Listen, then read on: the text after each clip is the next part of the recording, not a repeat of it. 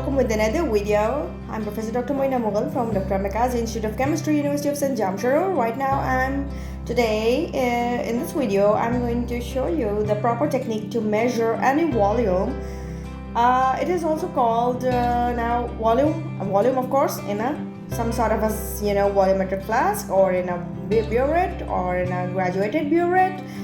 Here we have a measuring cylinder. You can see a measuring cylinder right now here, or you can call it as a graduated cylinder. This is also called a graduated cylinder, right? And it comes in variety of sizes, starting from 10 ml to up to 1 to 2 liters.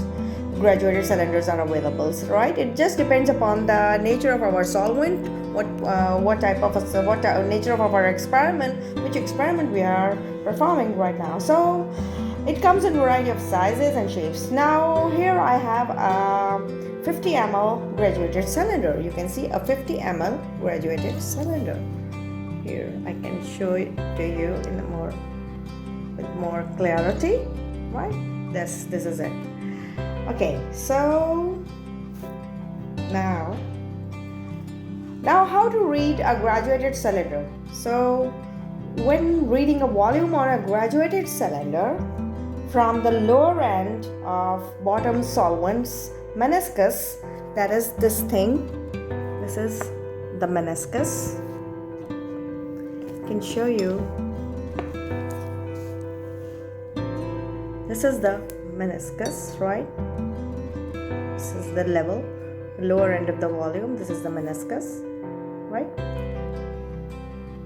So now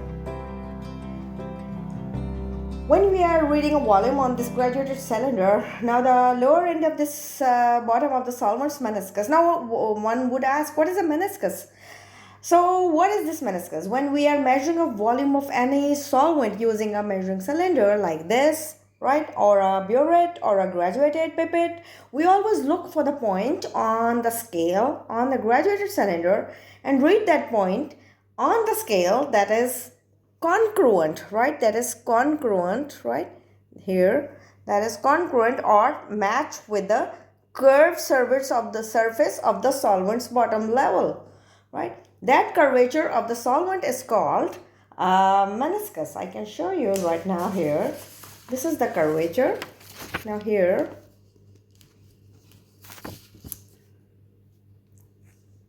this is the same thing which I will just explained it to you. This is the curvature, right? So the curved surface of this solvent's bottom level is called meniscus. This is called meniscus. So now,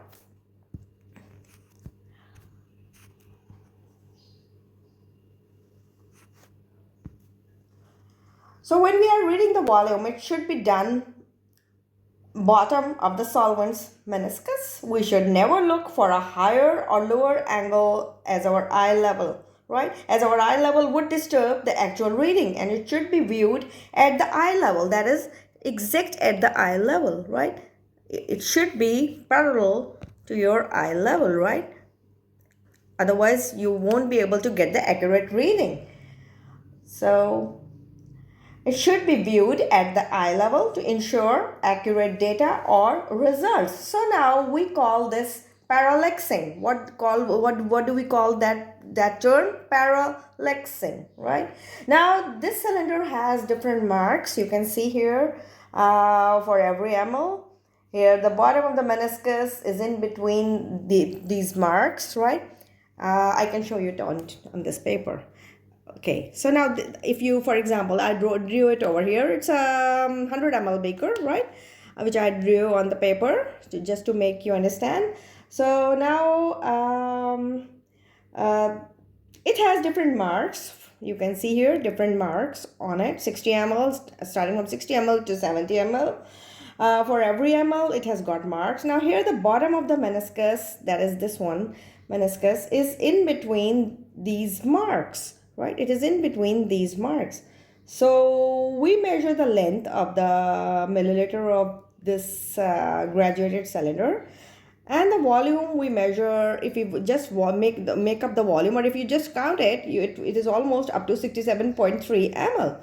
So how to make up the volume? Now we have I just showed you how you did it. So this was something very interesting, and this is how we make up the volume. We have a beaker filled with the solvent. I just showed you here, right? We had a beaker, it was filled with the solvent. We will pour in a graduated cylinder, and we'll fill it up to our targeted volume. And now here, to ensure and to visualize bottom of the meniscus, right? This one, to visualize the bottom of the meniscus, to have an exact accurate volume required. And just to get the exact volume required, you'll be needing a graduated a proper dropper, right? You need to have a dropper to fill it up to the required required mls. So we simply use a dropper. For that, I showed you to add a little amount of the substance, and we have almost a 40 mls or solvent level here in our graduated cylinder. So this was a simple way of how you can measure your solvent in a graduated cylinder.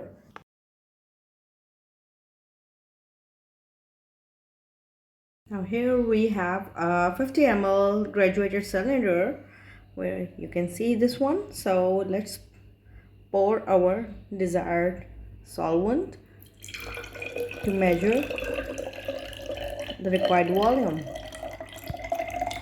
So if we, for example, will be needing almost 40 ml, so let's fill it up to the mark. Now we have to lower down our speed like this, or you can use a dropper, right, to make up the volume till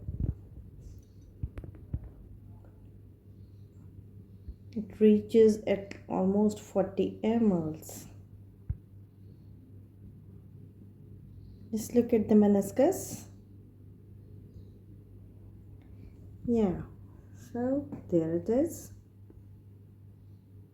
You can see